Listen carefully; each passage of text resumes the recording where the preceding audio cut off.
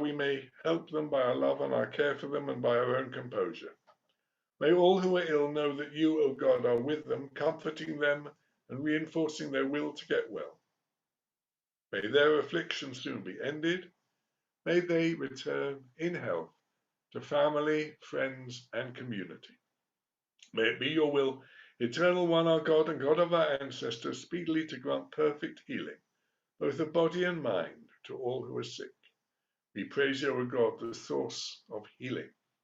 V'hi ratzonu fanecha, Adonai Eloheinu v'Elohei Avotenu, shetishlach mahera refuah shelema, refuat hanefesh u'refuat haguf lechol hacholim b'toch kihila shelanu. Baruch atah Adonai, rofei hacholim. Amen.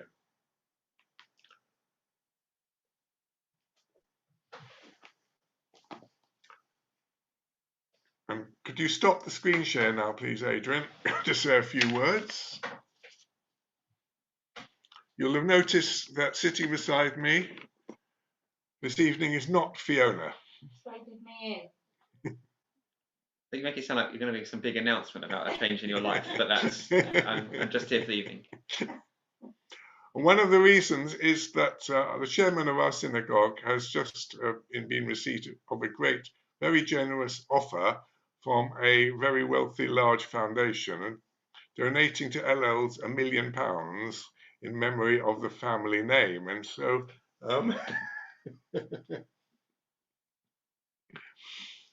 I thought I'd say a few words to try and guide us into whether or not we should accept this huge donation.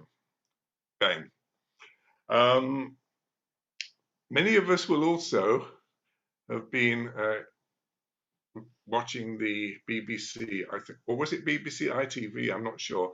There was a brief mini-series called Ridley Road, which was set in the Jewish East End and Hackney in the post-war period, the rise of the British Union of Fascists under Colin Jordan, and how certain Jews who were struggling against this organization, a deeply anti-Semitic and anti-black organization, went under deep cover to infiltrate the organization and gain intelligence. It was a very good series, even better book. So that was post-war fascism in this country, and all of us are aware that period before Ridley Road, there was also Cable Street. And everybody, the Dockers, the Jews, the communists, the socialists, all turned out to try and prevent Oswald Mosley, Sir Oswald Mosley, and his fascists marching through the very Jewish streets of London East End. And there were pitched battles with the horses and the police. We know this is all part of our local tradition. That was Sir Oswald Mosley. He married Diana Mitford. I think Goebbels was the best man, and Adolf Hitler was a guest at their wedding. But when war was declared, Oswald and Diana Mitford spent the war in prison, but they were released afterwards, and they did continue trying to raise the flag of post-war British fascism.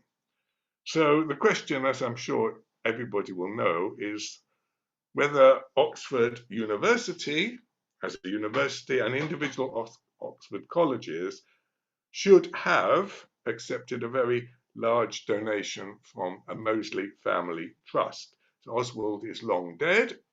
His son died quite recently, and the grandson is now responsible for the distribution of the money, Ivo Mosley.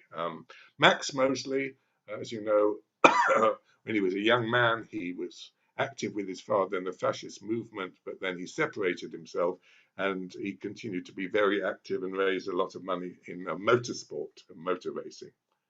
So people have accused Oxford and the colleges of cupidity and of venality, which means being keen to accept large financial donations and not to worry too much about the ethical and moral question about where the money comes from, although there were ethics committees that discussed that. but in private. It wasn't a public issue until it was uncovered in the last 2 weeks. So this is not a new question, a question of whether public institutions should receive large charitable donations or even small charitable donations where the source of the money is questionable. I am going to let people contribute their opinions in a few moments. It's not, of course, an abstract question. It is a real important question, especially if you are head of an institution that needs donations to grow and raise your profile in the world, as the Oxford colleges seem to do. So one of the questions is not new to Judaism, far from it. Huge number of rabbinic responsa, which means answers to she'elot, questions from synagogues and rabbis. Should I accept this money or not? Is it kosher money or is it treif money? Or if we accept this donation, are we giving what's called a hechsher, a seal of approval on the person who gave that money and the way the money was generated? So the question is, where did the money come from? Who is the person donating it? Thirdly, what is that person's motive? And in the typical Jewish attitude to such questions, you have to make fine distinctions. You have to be very, very careful about separating separate issues. For instance, we all know that giving tzedakah, giving charity, is itself a mitzvah. So if I say to Ben, I'm not going to accept your charitable donation to me, for whatever reason, there may be good reasons why I don't want to accept Ben's donation to me. I'm not offering. Not yet, but I'm saying hypothetically, I'm then depriving him. He might be a wicked, evil man making the money in evil ways, but I might be depriving him of performing the mitzvah of charity. As you know, this is entirely hypothetical. These are real issues. So let's start. If the money is clearly stolen, right, then it is, according to all Jewish authorities, is unacceptable. We don't accept money which exists through theft. In the same way, of course, you probably know that if somebody gives you a stolen lulav, you're not allowed to shake your lulav over Sukkot if you know that it's been stolen from somebody else. Good practical example is, of course, Bernie Madoff, shame on him, who ran a Ponzi scheme, and he defrauded huge numbers of people of their life savings. This is theft. Bernie Madoff was also Jewish and also made very large charitable donations to umpteen Jewish charities who were then put in a very embarrassing situation. Do we need to return the money? And if so, how do we do it? Who do we give the money back to? So this is number one. If it's stolen money, it's unacceptable. And of course, in the case of Mosley and Oxford, this money, although it's family money, we don't think it's particularly been stolen. As I said, Max Mosley made his money out of motorsport. Second thing is, in Jewish tradition, if the money is being used for a holy purpose, should we reject it if it comes from a dubious source? I'm not talking about any old charity. I'm talking about synagogues, or in the time of the Mishnah, the temple. And there's a clear verse in Deuteronomy which said that we should not bring the wages of a prostitute, a zona, a harlot, as a gift in the temple into the house of God. Now, being a prostitute or a harlot is not actually forbidden or in Judaism. But if she wants to give a donation to her synagogue or a temple, should it be accepted? The rabbis say maybe for a general charity to help other prostitutes reform, but not to a synagogue. And this is elaborated at great length by Talmud and by Maimonides, that we dishonor God if in a synagogue we accept gifts that have been secured by impure or unrighteous means, even though a crime as such may not have been committed. Thirdly, the question of motivation of the donor. if a person has done terrible things in his life and then repented, should we not be prepared to accept his charitable donation as an expression of his true repentance? And in this case, Ivor Mosley is clearly very ashamed of his father and his grandfather and what they did 80, 90 years ago. If there is true repentance, then the money, so the rabbi said, should be accepted. However, it shouldn't be used to give a hechsher to the family name. And this, I believe, is the central problem. Maybe Oxford colleges or the university should accept the cash because it's doing good, but not associated with a tainted name of Mosley, which has a historical resonance. And there's a great irony which has been pointed out by many people in the newspapers, that many students have been very keen to get rid of statues or throw them in Bristol Harbour of people who made their money through the slave trade 300 years ago, 200 years ago, and then gave it to Bristol City Council or to Oriel College, Oxford, or whatever. You know what happened. So there's an irony there in that people want to erase the memory of people who gave money from the slave trade 200 years ago. But today, in the 21st century, they'll accept the money from a name associated with fascism, anti-black feeling, and anti-Semitism. Or foreign governments. Fiona says, what about foreign governments? What about Chinese money going to universities as well? Saudi Arabia. So is there repentance, or is the reason to perpetuate the family name? Now, in America, there's been another wealthy Jewish family called the Sacklers, who were made pharmaceuticals, OxyContin, which were highly addictive against long-term depression. Originally, people thought they were a great wonder drug. Only much later did people realize that people's situation was made worse by their addiction. So the question is, in that knowledge, should institutions now accept charitable donations from the Sackler family, as many art galleries have in London? So finally, perhaps, well, I'll hand over to you. If anybody would like to just give short expressions of their views. All I would like to say is there's a long background to this. There's a long Jewish background to this. And the issue is not simple and clear cut, and has to be looked at quite carefully. So, but our opinions and our feelings are very important. Fiona is coming up and going to talk to you. You can start the ball rolling, Fiona. Right. Well, my feeling is that the son, is it Ivo Mosley has publicly said that he loathed his grandfather, and I think, I mean, that the money is not tainted money, it's not coming from drugs or firearms or some dreadful thing, drugs or addictive pain-killing drugs or whatever.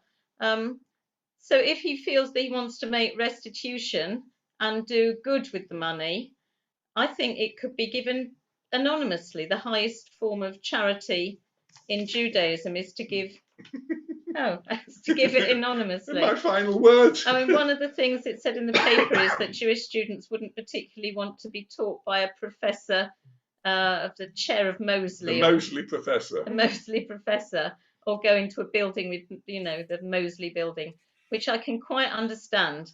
But I think to do good as sort of restitution, I think it's a great idea. So that's my feeling. Anyway, I'm going now. Many charities in Israel and many individual Jews have accepted restitution money from Germany. Tony Kirstein has his views to share. Tony, unmute. Yeah, I was thinking of people like Bugdy Siegel and Meyer Lansky. They gave a lot of money to help Israel to buy arms, and it certainly was anonymous because they didn't sort of, but that they Well, that certainly wasn't honest. And the other point, a very quick point, is far more egregious, and it actually concerns the example of Oxford. The Oxford something for evidence-based medicine were presumably financed by a big pharmaceutical company, and they tested hydroxychloroquine. And in testing it, they used 8 times the safe dose, or 12 times the safe dose that was mentioned. It was told in the British Medical Formulary. So they deliberately sabotaged the trial in order to, because obviously the big pharmaceutical companies can't make money off a drug that's off patent. Well, certainly I agree, Tony. A lot of individuals and companies have a certain twinge of guilt, and they feel they can assuage their guilt by giving charitable donations. My kids, when talking about in the environment, call this greenwashing. And they have big arguments with me about whether to accept money, the Science Museum, from BP and Shell, who've made money from fossil fuels. They call it greenwashing. Who else wants to comment? Gary. Gary does. Okay, go ahead, Gary. Right. As a direct descendant of uncles and a father who was in Cable Street, there's no love lost with the name Mosley with me. As far as Max Mosley goes, there was no love lost there with the way he treated motor racing. And I was one of them to be greatly pleased when he got out of it, when we managed to get rid of him. But if he's willing to share some of the money that came in brown envelopes, then fine, you can pass it on to us. We'll grab it with open hands, thank you very much. Because it's not so much dirty money as money that came, that should have avoided tax. So, yeah, grab the money, take it. But no matter about a name can be changed. Right. Peter Cove? Yeah. You want to say something? First of all, I didn't get a chance to say thank you so much for your kind words earlier, which moved me very much. Thank you. There's a couple of things that spring to mind. First of all, it's a question of benefit. The old legal phrase, cui bono, who is actually going to benefit from this money? What is to be achieved? What is the aim of the use of the money? And also, just as importantly, I think, what is to be discontinued or disallowed or restricted in terms of the money?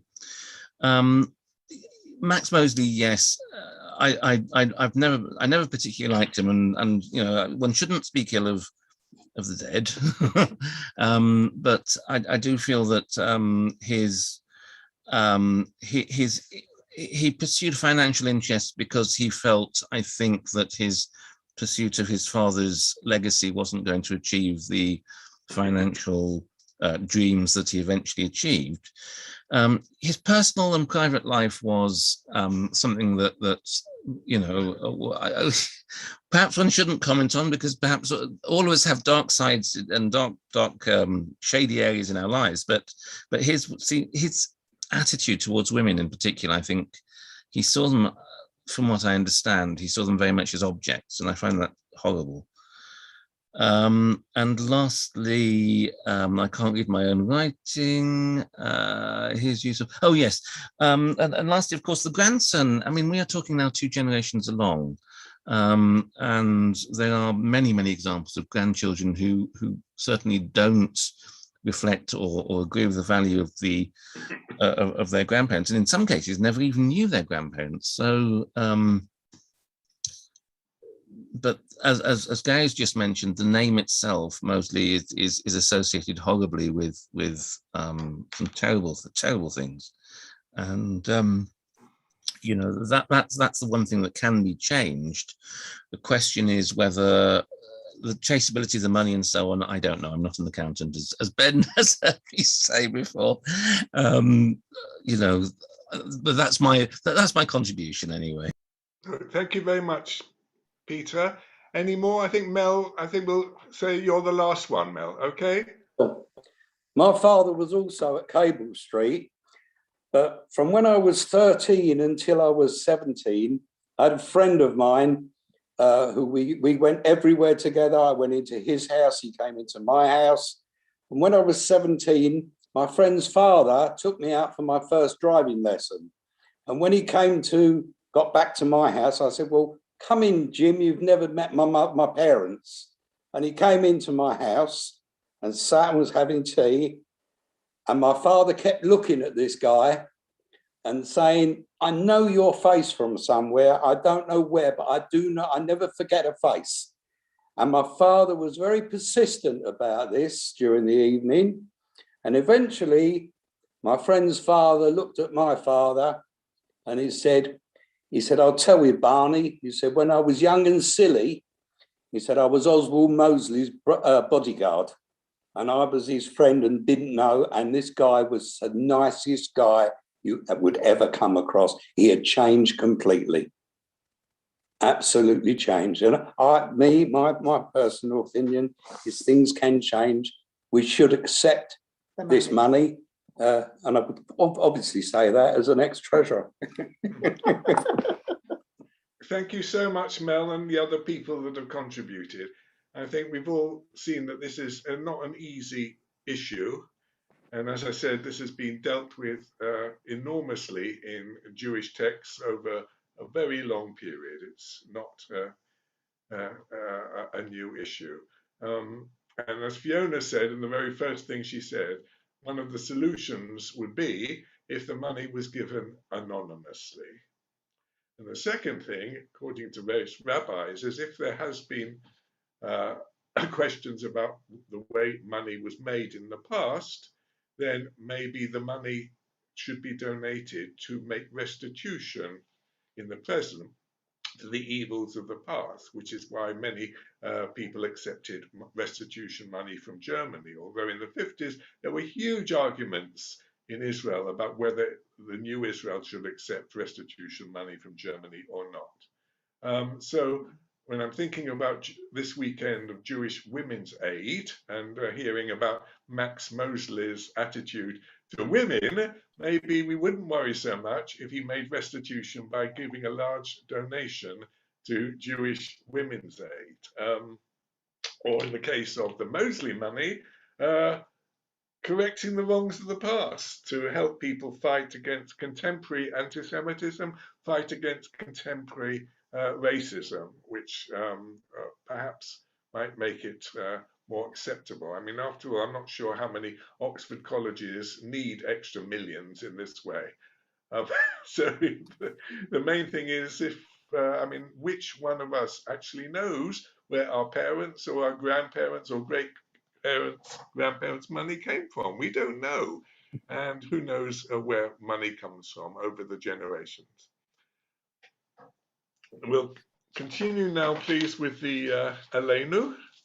Can I ask Adrian to commence the screen share on page 520?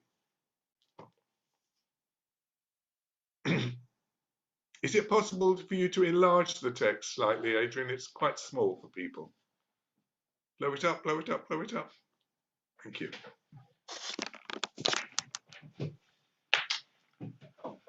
עלינו לשבח לאדון הכל, לתת גדולה ליוצא בראשית, אשר שם חלקנו יחד את שמו, וגור עלינו להמליך מלכותו, ואנחנו קוראים, משתחווים ומודים לפני מלכי המלכים הקדוש ברוך הוא, שהוא נוטה שמיים ויסד הארץ, ומה שם יקרו בשמיים ממעל, ושכנים לצוזו, ושכנים לצוזו, ונובי מרומים, ואלוהינו אינו, אלך מלכנו, אפס גדולתו, כה כתוב בתורתו, ודעת היום, וידעת היום באשרות, לברך כי אדוני הוא אלוהים בשמיים ממעל, ויאהב את V'yohar mitachat eimon. Perhaps I could ask Sue Fenton to read the next prayer in English, trusting in you. If you could unmute, please, Sue. Thank you. Trusting in you, eternal God, we hope soon to behold the glory of your might, when false gods will vanish from our hearts and idolatry cease forever. Help us to perfect the world by bringing it under your unchallenged rule, when all will invoke your name, relinquish evil, and turn to you alone. May all who dwell on earth come to know that to you every knee must bend and every tongue swear loyalty. Before you, let them humble themselves, and to your glorious name, let them give honor. Let all submit to your sovereign rule. May that time come soon and last forever. For ultimate sovereignty is yours, and to all eternity you will reign in glory. As it is written, the Eternal One shall reign forever. And it has been said, the eternal God shall rule over all the earth. On that day, the eternal God shall be one and known to be one. Thank you, Sue. V'ne'amar v'yadonai Adonai. l'melech al kol haaretz b'yom hahu yeh Adonai echad u'shemo echad. Can we go to the final meditation, number 5, please, Adrian? Life is finite. Like a candle, it burns, glows, radiant with warmth and beauty. But then it fades, its substance is consumed, and it is no more. In particular, this Shabbat, we remember the name of Viv Martin's mother, Julia Feinberg, whose yahrzeit will fall next Friday. Yet we do not despair, for we know that we are more than flickering flames. With our lives, we give life. Something of us can never die. We all move in an eternal cycle of darkness and light, of death and life. As in our hearts we name our loved ones, we pray that the Shekhinah, the divine presence, will comfort us and all who mourn. Yitgadal v'yitkadosh shemei Rabba, v'yalmad yivrach yirutei v'yamlich malchutei, v'chayechonu v'yomechonu v'chayei t'chol Beit Yisrael, v'agalar v'zman kariv v'imru amen. Yehi shemei Rabba mavalach la'lam la'almei al-maya. Yitbarach v'yishtabach v'yitpa'ah v'yitzlamam v'yitnaseh v'yithadar v'yitalei v'yithalal shemei d'kudshach barichu le'ela min kol bechata v'shirata tushbechata v'nechamata da'amiran b'yalma v'imru amen. Yehi shalom rabba min shemaya v'chaim aleinu v'yal kol Yisrael v'imru amen. Osei shalom b'mlomav hu ya'aseh shalom aleinu v'yal kol Yisrael v'yal kol b'nei adam v'imru amen.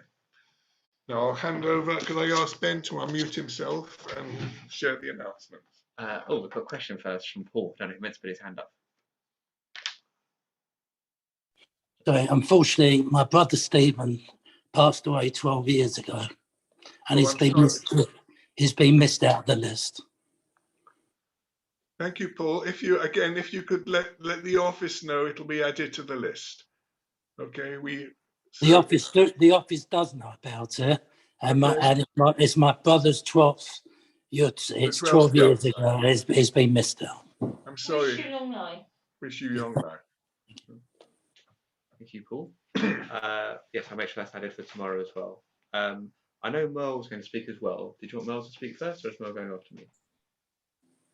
Up to me. Okay, in that case, so as David mentioned or alluded to earlier, this Shabbat is Jewish Women's Awareness Shabbat. It's the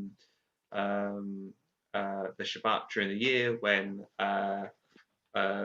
we particularly focus on issues from Jewish Women's Aid. They'd like to focus on issues of domestic abuse and so on that sometimes get overlooked in the Jewish community, and we think it's an issue that doesn't affect us, but of course it does. And Merle and Judy Berkowitz are the two ambassadors in our community who are in touch with Jewish Women's Aid and the links between them and us. I think Merle wanted to say a few words this evening. Right, thanks. Yeah, we haven't got anything prepared for this weekend. Can everyone hear me? Yes. Because it wasn't really suitable for what was going to happen this weekend. So I just wanted to say a few words to highlight it, because it's the biggest Jewish Women's Aid weekend there's been, and there's a toolkit available in synagogues for people that want any further information. And Naomi Dixon, who is the CEO of Jewish Women's Aid, has provided a video in short, and it is on all our social media if anyone would like to look at it. And then in January, Judy Berkowitz and I, and probably the rabbis, will be doing a weekend all about Jewish Women's Aid, and it's really to actually expose what Jewish Women's Aid do. Obviously, again, they need contributions, and how they have helped so many people in our community, and how they will continue to do so. And one of the main things they're doing at the moment is going into Orthodox schools to educate the men about women. So I think that's quite interesting. But I know my time's supposed to be limited, so I shall stop now, as hard as it is for me to stop talking, and I'll see you on that weekend, if not before. Shabbat shalom, everyone. Great. Thank you very much, Mel. And there's a special prayer that Rich has written that we'll be including in the service tomorrow. But as Mel says, we're going to have a special service towards the end of January, where that'll be the particular theme of the service. There's a few different things to pick up also from tonight's service. Firstly, I just want to make clear that we don't have a multi-million-pound donation that's been offered to the synagogue. Not yet, but it might be on your desk tomorrow, those brown envelopes. Well, I'll keep winning the lottery. I'll keep winning the lottery, I'm telling you. Okay, well, I'm not aware of any at the moment from Max Mosley or from anyone else. But so just I wanted to lower everyone's expectations about what will be possible. And also, I was particularly struck during the service, David, when you said, as you probably know, if you have a stolen lulav, you shouldn't be using that on Sukkot. I don't know if I was the only person that didn't know that, but there's an odd use of, as you probably know. But thank you very much for the service. That was a very interesting discussion in the middle, and very enjoyable to be here as well. I think it's David's leaving. I'll upset him, but it's very enjoyable to be here. In fact, I think we might start making this a thing. That if you, it's interesting to share a service at someone else's house, because we've been used to kind of being at home or occasionally being at the synagogue, but it's a slightly different experience if you're kind of two combined households and in one watching the service online. We've got quite a lot of good news this Shabbat. Firstly, you might have seen in our weekly update that Jonathan Young, our Hader head teacher, he and his wife, who's also a teacher at Hader, have had their baby this week, Ryan. Secondly, I want to reiterate what David said about Peter passing the Beth in this week, and it's great to have you here. And David said that he's sure that Peter's going to be contributing a great deal more to our community very shortly, and he's not wrong, because I've already rung Peter during the week to twist his arm to help volunteer. So you can see my hunted look. Yeah, no, it's great that you're going to be helping us out. We just need to work out exactly how many hours a day we can get out of you. And I'm particularly delighted as well to see Ruth here as well, joining us for the first time since I became chair. It's a real pleasure to see you back with us. Thank you. I've already thanked David for leading the service. Thanks also to Adrian for hosting us on Zoom, and for Gary for streaming. David's looking at his watch. I think I'm already behind time. So just running through what is coming up in the next week. I'm leading the service tomorrow. It's a hybrid service, so some of you will be there at the shore with me, and some of you will be following online. Next week, we have 11s every day during the week from Monday to Friday at 11 o'clock. On Monday evening, we have More Than a Game, which is the chat about football for people who care about such things. Nick Young will be leading that. Next Shabbat, I'm slightly guessing, so I didn't remember to bring my notes with me, but I think it's a 6:30 Friday night service that's being led by Richard, and I think the Saturday morning service is also being led by Richard, and that's also a hybrid service. And if you'd like to come be there in person in the synagogue, there's still a few spaces left. You are meant to book so that we can make sure we're not overcrowding it because of social distancing. But if you'd like to come, do contact the office and let us know, and you can still join us. And next Sunday, we have 2 more in-person events. Nit and Nata will be in person in the synagogue. And for a slightly different age group, we have a TOT service as well. And it is also Mitzvah Day on Sunday, not Sunday this weekend, but Sunday next weekend. And Merle will be in the synagogue helping with that as well, collecting various things. If you look on the weekly update, it details what we're looking to collect, and if you're able to drop those off at the synagogue, that would be very helpful. And just to note, the Sunday after that, so 2 weeks from now, is the first night of Hanukkah, and in the weekly update that comes out this week coming, we'll be telling you what we're doing. We're doing something for every night of Hanukkah, just as we did last year. So a lot of details to come and thanks to look forward to there. I can see at least one person has just nodded off, so I'm going to leave it there and pass back to David. Shabbat Shalom. Thank you, Ben. Shabbat Shalom. Now, page 526, Yigdal.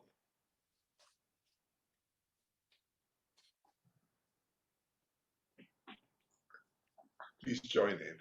Yigdal Elohim Hai v'yishtabach nimsa v'netel metziuto echad v'yachid k'yichudo nelam v'gam en sof le'achduto elo demutogu ve'enogu lo na'avoch elav kedushato kadmon b'chol davar asher nivra Vishon v'yeshit leveshito Ino adon olam nochal notzah Yoreh gedulato malchuto Shepan nevuato natano Elan sheis gedulato v'tifpato Lo kam b'Yisrael כמו שעוד נביא ומביא את אמונתו תורתם את נתן לעמו אל על יד נביאו נאמן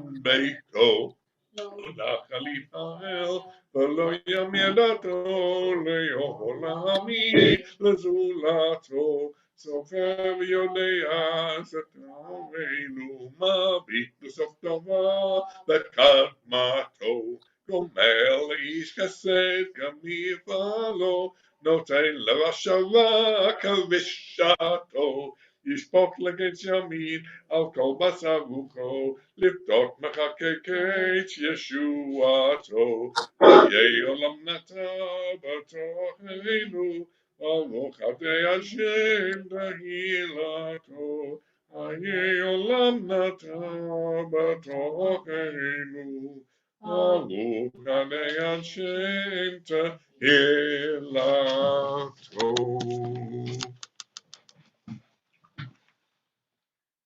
May God bless us and keep us. May God look kindly upon us and be gracious to us. May God reach out to us all with tenderness and give us and the world peace. Yivalecha Adonai v'yishmerecha. Ya'er Adonai panav elecha v'yichuneka yisa Adonai panav elecha v'yasem lecha shalom. Shabbat shalom, everybody. Shabbat shalom. Now let's move on, please, to page 564 for Kiddush. Page 564. And thank you, Adrian, for your screen sharing. Tony said.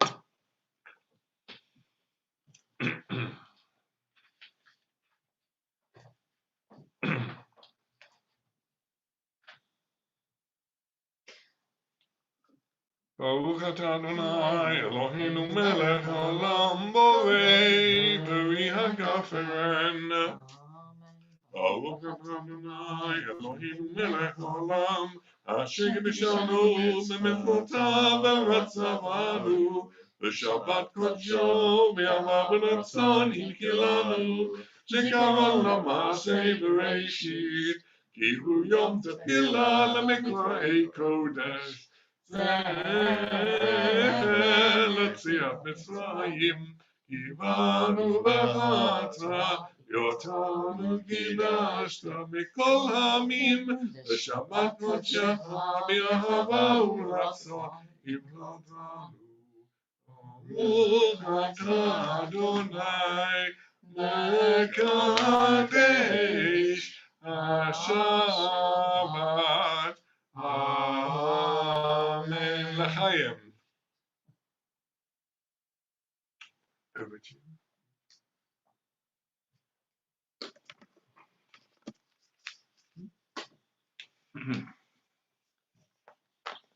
Baruch atah Adonai Eloheinu melech haolam hamotzi lechem min haaretz. Amen. people, if they've had their challah, if they could unmute and have a little chat with each other, if they wish. Thank you.